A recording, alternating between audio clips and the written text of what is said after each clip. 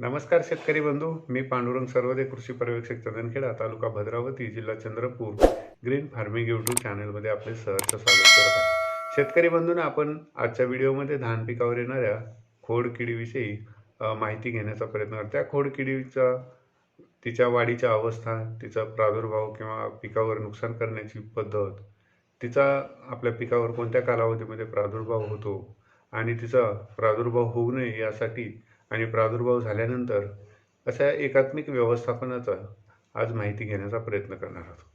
शेतकरी बंधूंनो, खोडकिडीचा विचार केला तर प्रथम आपण खोडकीड कशी ओळखायची याविषयी माहिती घेऊ. तर खोडकिडीचा पतंग हा 1 ते 2 सेंटीमीटर लांब, समोरील पंख त्याचे पिवळे असतात आणि मागील पंख पांढरे असतात. या किडीच्या मादी पतंगाच्या पंखावर खालील भागावर प्रत्येकी एक काळा ठिपका असतो, परंतु नर पतंगाच्या पंखावर ठिपका नसतो. हे खोडकिडीचे पतंग अंडी पुंजक्याच्या स्वरूपात घालतात आणि ती पिवळसर असून तांबड्या तंतुमय धाग्यांनी पानाच्या शेंड्यावर झाकलेली असतात. एक मादी पतंग सुमारे 100 ते 200 अंडी पुंजक्याने घालते. अंडी 5 ते 10 दिवसात उगवतात आणि अळी 16 ते 27 दिवसात 6 अवस्थेमधून जाते. पूर्ण वाढ झालेली अळी ही भाताच्या खोडातच कोशावस्थेमध्ये जाते आणि कोशावस्था ही 9 ते 12 दिवसाची असते. अशा पद्धतीने खोडकिडीची ओळख आहे. खोडकिडीचे आर्थिक नुकसान पातळी. खोडकिडीची आर्थिक नुकसान पातळी ही पिकाच्या वेगवेगळ्या अवस्थेमध्ये वेगवेगळी आहे. पुनर्लागवड झाल्यानंतर जर लगेच खोडकिडीचा प्रादुर्भाव झालेला असेल तर 5% सुकलेले फुटवे किंवा एक अंडीपुंज प्रति चौरस मीटर अशा पद्धतीने खोडकिडीची नुकसान पातळी ठरवण्यात आली. फुटव्याच्या मध्यावस्थेमध्ये जर खोडकिडीचा प्रादुर्भाव झालेला असेल तर 5% सुकलेले फुटवे असतील तर त्या ठिकाणी खोडकिडीने आर्थिक नुकसान पातळी ओलांडली असे समजावे.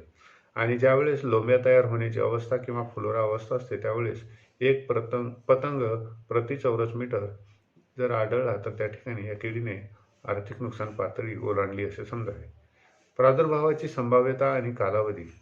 खोडकिडीचा प्रादुर्भाव हा धान पिकावर शक्यतो सप्टेंबरचा 3रा आठवडा ते ऑक्टोबरचा 2रा आठवडा या कालावधीमध्येच मोठ्या प्रमाणावर दिसून येतो. धानाचे पीक फुलोरा ते ओंबी अवस्थेमध्ये असताना खोडकिडीचा प्रादुर्भाव मोठ्या प्रमाणावर आढळतो.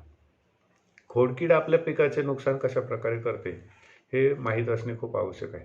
अळीची सुरुवातीच काही वेळ पानाच्या कोवळ्या भागावर उपजीविका करते आणि नंतर ती झाडाच्या खोडामध्ये प्रवेश करते आणि खोडाचा आतील भाग पोखरून खाते. परिणामी जेव्हा खोडाचा आतील भाग पोखरून खाते त्यावेळेस झाडाचा फुटवा सुकण्यास सुरुवात होते.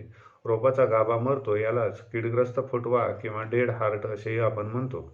फुटवा ओढल्यास सहजासहजी निघून येतो. पीक तयार होण्याच्या वेळेस जर या खोडकिडीचा प्रादुर्भाव झाला असेल तर दाणे न भरता पांढऱ्या लोंब्या बाहेर येतात आणि यालाच पळीन्स किंवा पांढरी पिशी असे आपण म्हणतो. धान पिकावर येणाऱ्या खोडकिडीचे एकात्मिक व्यवस्थापन किंवा एकीकृत व्यवस्थापन करण्यासाठी आपल्याला वेगवेगळ्या बाबींचा अवलंब करणे आवश्यक आहे. त्यामध्ये धान कापणीनंतर जेव्हा जमिनीमध्ये वापसा येतो त्यावेळेस जमीन नांगरण करून त्या ठिकाणी जे असणारे धानाचे दसकट आहे ते गोळा करून जाळून नष्ट करणे खूप आवश्यक आहे. त्याच्यानंतर खोडकिडीला प्रादुर्भाव ज्या भागामध्ये जास्त होतो त्या भागामध्ये खोडकिडीच्या प्रतिकारक्षम असणाऱ्या धानाच्या जातीची लागवड करणे आवश्यक आहे. त्याच्यानंतर रोवणीपूर्वी रोपाचे शेंडे कापून किंवा तोडून ते बांबूच्या टोपलीत जमा करावे आणि ती टोपली खांबावर टांगावी. त्यामुळे रोपाच्या शेंड्यावर असणारी खोडकिडीची अंडी नष्ट होऊन त्यामधून परजीवी कीटकसुद्धा यथावकाश बाहेर पडतील. रोवणीपूर्वी रोपांची मुळे हे क्लोरिपायरिफॉस 20% प्रवाही 500 मिली 500 लिटर अधिक 1% युरिया पाण्याच्या द्रावणामध्ये 3 तास बुडवून ठेवावे आणि नंतर त्या धानाची रोवणी करावी. धान पर्यामध्ये रोवणीच्या 5 दिवस अगोदर 250 ग्रॅम प्रति 100 घनमीटर क्षेत्रामध्ये दाणेदार कीटकनाशकाचा वापर करावा. पिकाची वरचेवर पाहणी करून कीडग्रस्त फुटवे मुळासकट काढून नष्ट करावी. हे काम हंगामामध्ये म्हणजे पिकाच्या पूर्ण वाढीच्या अवस्थेमध्ये कमीत कमी 3-4 वेळा तरी करणे आवश्यक आहे. शक्य झाल्यास ट्रायकोग्रामा जापोनिकम या परजीवी किडी 7 दिवसाच्या अंतराने 4 ते 5 वेळा सोडावेत. म्हणजे त्या ठिकाणी या किडीचे नियंत्रण करणे सोपे जाईल. आणि 5% समजा आपण एवढे उपाययोजना केल्या तर यानंतरही जर किडीने ETL लेवल जर ओलांडली तर त्या ठिकाणी आपणाला रासायनिक कीटकनाशकांचा फवारणी करणे खूप आवश्यक आहे. त्यामध्ये कार्बोफ्युरॉन 3G 25 किलो प्रति हेक्टर किंवा कार्टॅप हायड्रोक्लोराईड 4G 18 किलो प्रति हेक्टर किंवा फिप्रोनिल 0.3G 25 किलो प्रति हेक्टरी किंवा क्लोरॅन्ट्रॉनिलिप्रोल 4% 10 किलो प्रति हेक्टर बांधीमध्ये पाणी असताना टाकावे. म्हणजे त्या ठिकाणी आपल्याला या किडीचे नियंत्रण करणे सोपे जाईल. पीक फुलोरा अवस्थेत असताना शक्यतो सकाळच्या वेळी फवारणी करू नये. फवारणीसाठी एकरी 200 ते 250 लिटर द्रावण वापरणे आवश्यक आहे.